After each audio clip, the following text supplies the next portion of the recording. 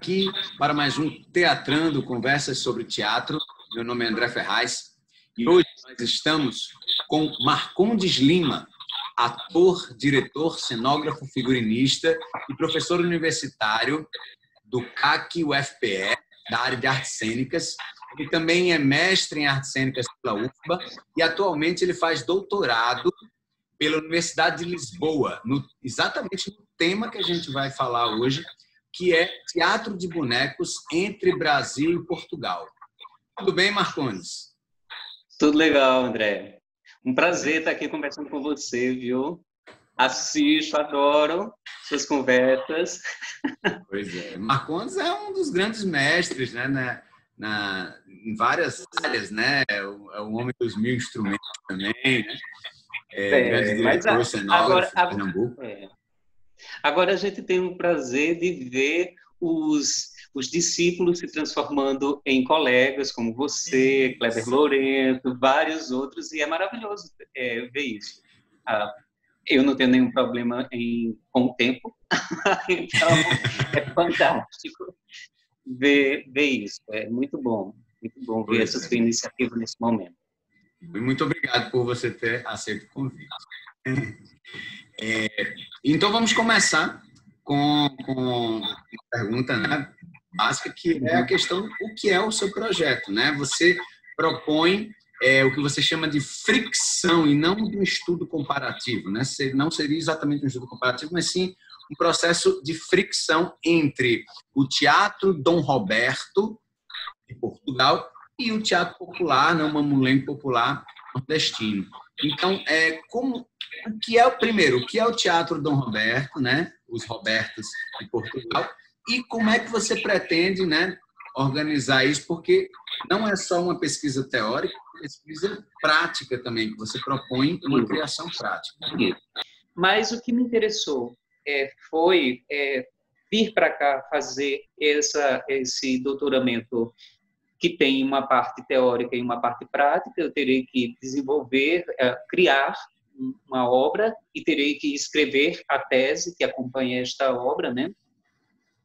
E me interessou fazer essa aproximação para a criação artística entre o que é uma das formas tradicionais de teatro de marionetas, que eles chamam aqui, portuguesa, e a nossa forma de teatro de bonecos tradicional, que é o mamulengo. O mamulengo que é nordestino, que é patrimônio imaterial do Brasil. O Dom Roberto também, no mesmo ano que o mamulengo foi considerado patrimônio imaterial, o Roberto também foi considerado assim aqui em Portugal. Existem outras formas de teatro de bonecos tradicionais, como os bonecos de Santo Aleixo, que provavelmente eu terei que me aproximar também, mas me chamou mais a atenção essas duas formas, porque são formas de bonecos de luva, o fantoche, né? E aí, Clarissa Campelo, que é uma pesquisadora brasileira, ela veio a Portugal, fez um mestrado e ela fez um trabalho maravilhoso, exemplar, em que ela trabalha com esse viés comparativista. Então, não era somente o objetivo dela, mas ela apresenta para o leitor, para o pesquisador, esse lastro comparativo entre as duas formas. A mim está mais interessando ver que, a partir das diferenças, similaridades, peculiaridades e coisas completamente diferenciadas entre eles, aproximar princípios dessas formas do corpo do ator. A gente percebe que nós temos esse costume de olhar sempre para o terreiro do outro. Então, muitas vezes a gente olha para o teatro oriental, tem referências muito fortes lá, que nos segue até hoje, né? A reinclusão do aspecto ritualístico, por exemplo, é alguma coisa que no teatro contemporâneo vem no teatro moderno se construindo a partir dessa aproximação com o teatro oriental, né? Mas lá, se a gente for olhar assim, o kabuki japonês vai beber do bunraku, que é o teatro de bonecos. Em certa medida, o modo extra-cotidiano, usando uma expressão de Eugênio Barba, uma construção corporal extra-cotidiana vem do boneco para o corpo do ator lá. E isso se vê também no teatro dança de Bali, o teatro de bonecos de Bali, Java, as formas de teatro de sombras e teatro com bonecos mesmo, e as formas de teatro dança que desconstroem o corpo, redimensionam este corpo, estilizam este corpo. E essa estilização se dá em função desses elementos que migram de uma linguagem que não é para o corpo humano, que é a representação do corpo redimensionada no boneco na sombra, e vai para o corpo das pessoas, né, dos bailarinos, dos dançarinos, dos atores e tal. Então, ninguém fez isso com Robertos e com Mamulengo. Talvez exista um precedente, que é uma experiência feita por Hermílio Borba Filho, na década de 60, uma montagem célebre no teatro, no TPN, né, no Teatro Popular do Nordeste, que era um grupo que ele mantinha, e que tem um livro maravilhoso que foi lançado há pouco tempo, publicado pela CEP e escrito por Luiz Reis, que é o meu colega lá da UFPE, e que quem quiser saber mais sobre o TPN vai procurar este livro do Luiz Reis, que tem este título, e conhecer um pouco a história desse grupo. Bem, no TPN eles fizeram uma montagem de A Pena e a Lei. Na montagem de A Pena e a Lei, Hermílio experimentava fazer, em determinados momentos, cenas com bonecos, e esses bonecos, os mesmos personagens apareciam como gente, num outro momento, movimentação, né? Dialogava boneco e gente. Dialogava primeiro boneco e gente. Depois, essa gente, os bonecos começavam a desaparecer e esta gente começava a se transformar em boneco. E aí vinha, como você falou, essa movimentação. Eu quero ver exatamente isso, esses princípios, para não ficar apenas numa transposição de elementos. Eu quero chegar para além da simples movimentação, porque de repente poderia ser uma coisa meio robótica e limitante no corpo, né? Porque a anatomia do boneco, desse boneco especificamente, é completamente diferente da nossa. Mas existem impulsos, existem princípios. Tipo, a gente faz assim, né? Aqui a cabeça do boneco, normalmente esses dois dedos, o polegar e o médio, fazem as mãos. A cintura do boneco é o punho, né? E para mover e agir andando, entram os movimentos do ombro, os movimentos do cotovelo e por aí vai, né?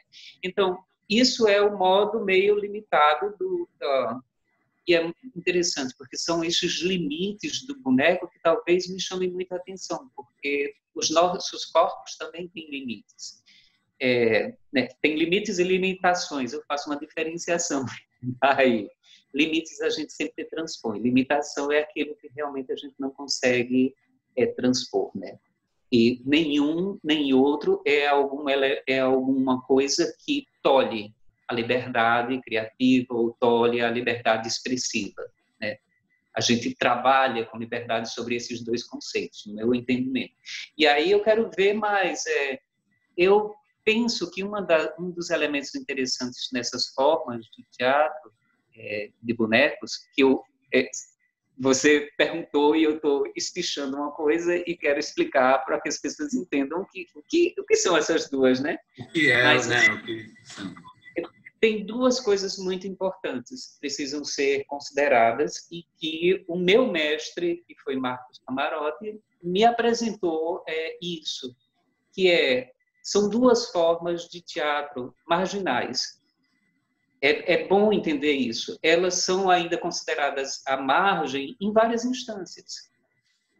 Mesmo na UFPE, mesmo próximo do lugar onde os mamulengos se mantêm vivos, né, em ativo, mas eu vejo isso também no Rio Grande do Norte, eu vejo nos outros estados em que existem formas de teatro tradicionais no Brasil, e no Nordeste especificamente, a gente não vê os cursos de teatro, seja de formação de professor ou de ator, tendo uma disciplina ou um campo de estudo específico sobre isso. No máximo que a gente vê essa manifestação como um item dentro do programa de uma disciplina, né? Então, nesse sentido, ele é marginal, ele está posto à margem dos estudos acadêmicos da formação do ator. Mas ele é marginal literalmente. Nos anos 70 e ao longo da ditadura, de 64 até os 80, né, os mamulengueiros e mamulengos foram considerados marginais mesmo. Os mamulengueiros eram perseguidos, pagavam multa, quando não acontecia prisão. A mesma coisa aconteceu aqui com os Robertos em Portugal. Durante a ditadura salazarista, que a ditadura militar brasileira dura 20 e poucos anos, mas a ditadura de Salazar dura 40. E aí os Robertos quase que desaparecem de Portugal na sua forma tradicional, porque eram perseguidos, porque juntava gente na rua para assistir, isso era um pré-motim, né? 5 pessoas já é um risco, né? Na rua. A própria questão crítica, né, nas dramaturgias tradicionais, que a gente vê muito no teatro nordestino, né, que você coloca que também tinha isso nos Robertos, que é essa coisa de fazer a zoação, de criticar, de brincar através do humor, muitas vezes, dar aquela espetadinha na política, nos costumes e tudo. Isso aí a gente vê até hoje, né, no teatro. Isso. E aí existe esse aspecto marginal, e esse aspecto marginal não é algo que se distancie da própria estética. Eu acho que existe o que Camarote já chamava de um teatro marginal, mas existe uma estética marginal. A forma como o espectador participa dessas duas expressões artísticas faz com que ele não fique passivo, e isso é um elemento desestabilizador, digamos assim. A passividade do espectador ainda é uma garantia do teatro, do bom teatro, né? No Ocidente, do teatro, né? Do teatro bem comportado, né? Passou o espectador a uma instância de elaboração mais acentuada, já começa a ver aí alguns estranhamentos, riscos, coisa que a contemporaneidade tem discutido bastante, né? Essas aproximações com performance, com o olhar mais ampliado sobre o próprio fenômeno teatral, e penso eu que essa estética marginal é mais complexa do que a gente possa imaginar num primeiro olhar. Não é só a literalidade nem a metáfora do marginal, mas são elementos realmente concretos. Tem nas duas formas uma predileção dos artistas pelo imperfeito, pelo troncho, pelo desalinhado, pelo maldito, né? A estrutura do boneco, a movimentação, né? Tipo... A construção dele. Então, tem vários elementos aí que me chamam a atenção, porque eu vim de uma escola em que, por exemplo, a unidade visual do espetáculo, e eu, como professor, ainda defendo que deve existir, e que a gente precisa buscar uma certa dimensão de perfeição nessa construção da obra. Eu já estou começando a redimensionar isso. Eu acho que é muito mais coerente se a gente usa o termo precisão do que perfeição, por exemplo. As coisas podem ser precisas e completamente imperfeitas, se me entende. E é isso que acontece nessas formas de teatro marginal. O que é que não me interessa também? Muitas vezes os historiadores vão tentar encontrar um veio um percurso historiográfico que explique a genealogia dessas brincadeiras. Então, o mamulengo talvez tenha surgido como referências a um teatro de bonecos europeu, mas também é bom lembrar que na África se fazia teatro de bonecos, e é na senzala e é com os pretos que os mamulengos vão se definir como a gente conhece no Brasil e especificamente em Pernambuco. Não é uma criação de uma elite branca, não. Estava lá, na marginália, né? E não me interessa esse percurso historiográfico, me interessa uma outra coisa, que é um princípio que move essas duas formas. Camarote, no livro dele, que tem um título muito interessante, que é Resistência e Voz, o Teatro do Povo do Nordeste, exatamente porque tem esse elemento forte enquanto teatro com uma dimensão político-social, né? Resistência e voz, que é dada a uma parcela de artistas através dessas expressões. Ele explica que essas formas são dramas sociais. E aí vai pegar toda a teoria do Victor Turner para dar suporte à sua ideia de que, de fato, o mamulengo, o cavalo marinho e anteriormente o Bumba Meu Boi, que a gente já viu meio se descaracterizando ao longo do tempo e quase não existe hoje em dia. Existe boi no carnaval, mas não com aquela forma que Hermílio Borba Filho observou e escreveu os livros dele na década de 60, 70. Né? São formas que as pessoas, que essa parcela oprimida resolve os seus conflitos e as suas diferenças abissais na estrutura social, simbolicamente, através dessas expressões. Então, ele categoricamente diz o mamulengo é uma forma de drama social. O cavalo marinho é uma forma de drama social. E eu concordo com ele.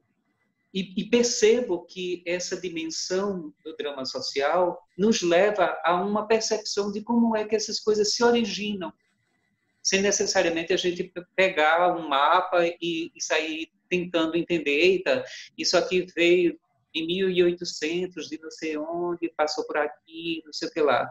Porque são esses impulsos dos sujeitos sociais que levam a essa forma artística se definir.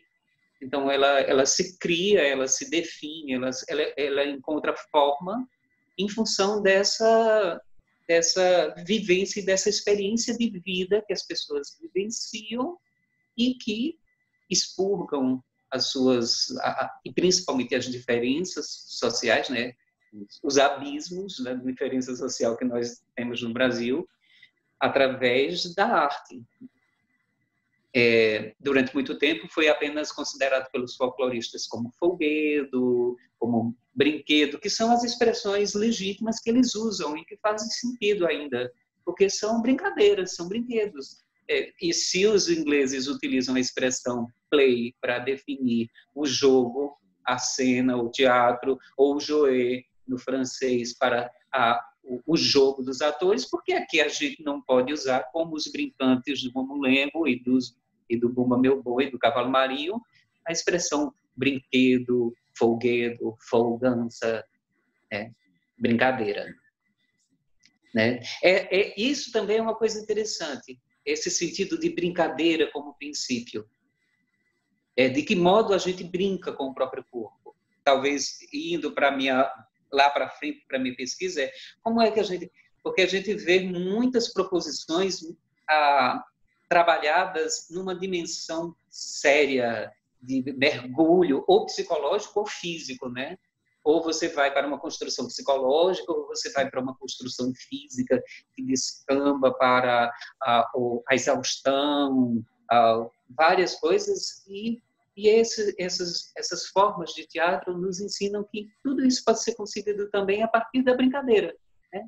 Então, me interessa isso. Mas, voltando para a sua pergunta, né?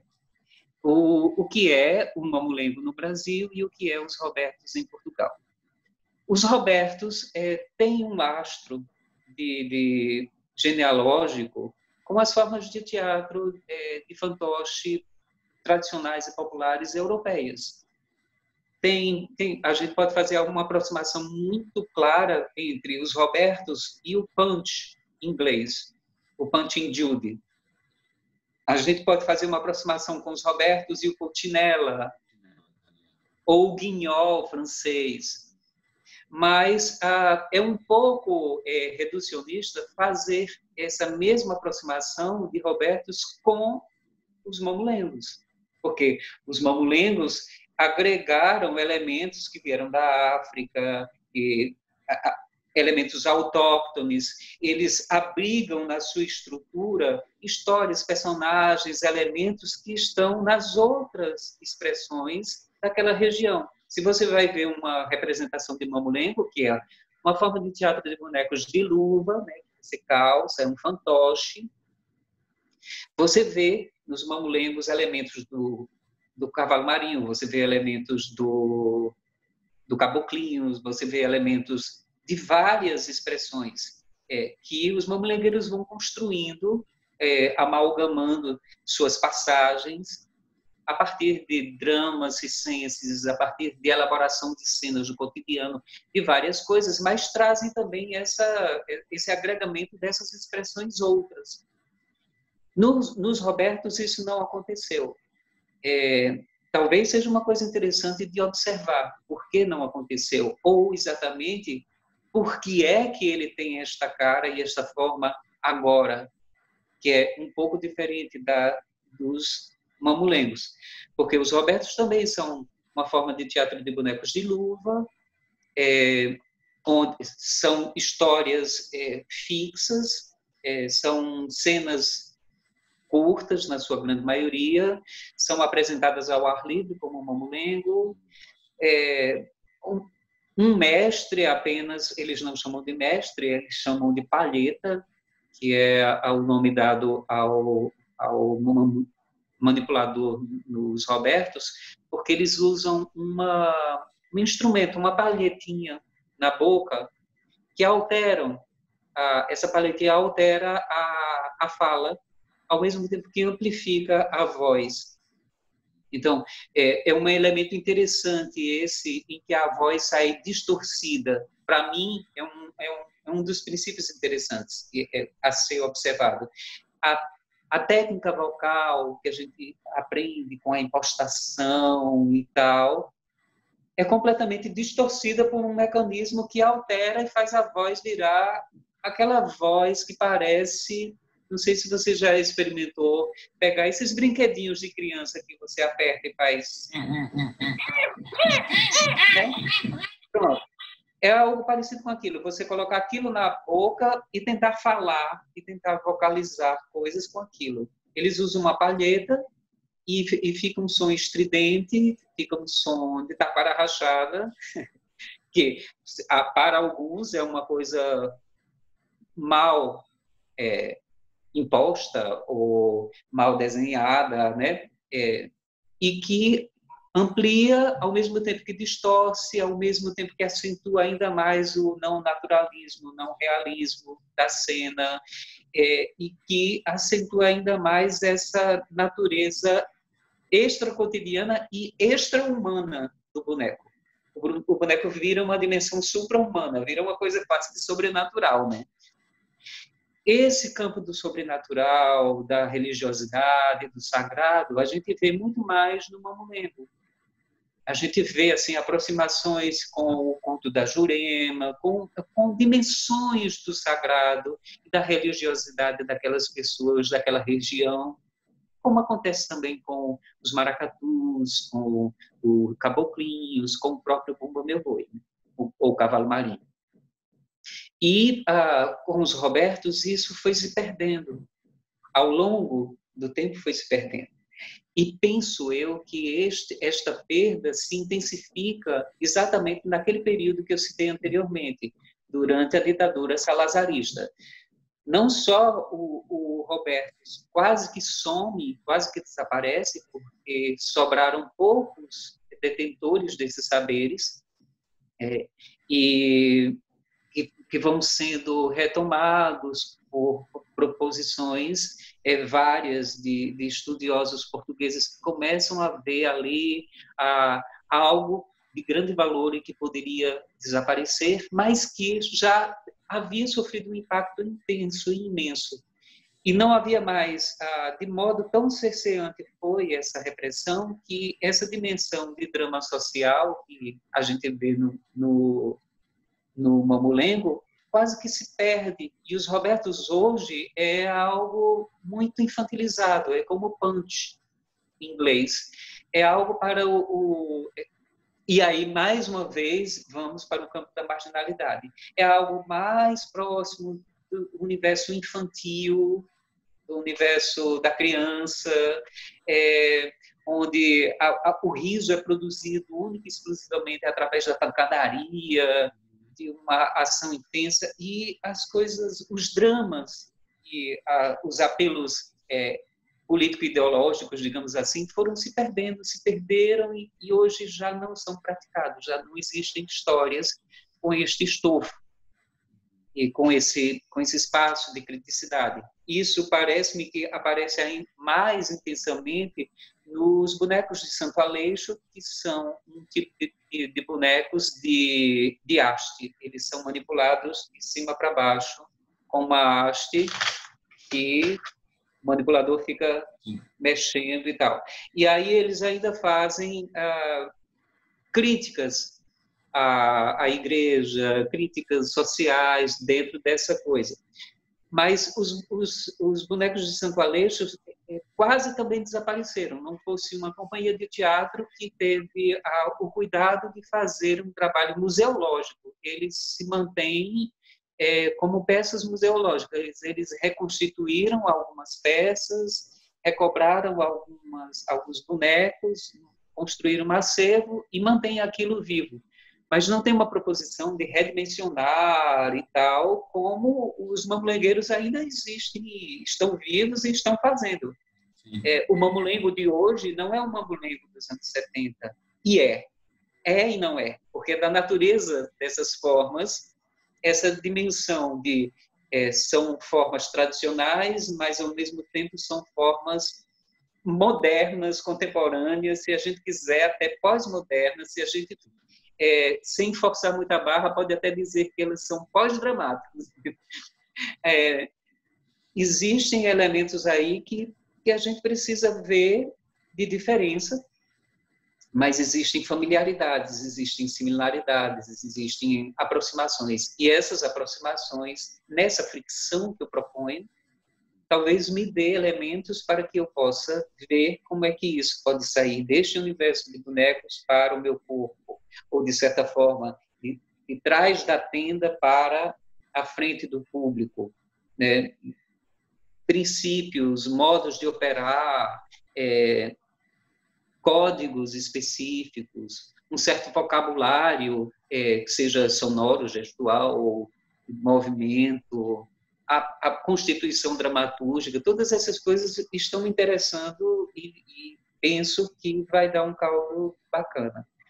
Tem uma coisa que vale a pena também destacar. Os Robertos é uma forma de teatro de bonecos muito mais concentrada na ação.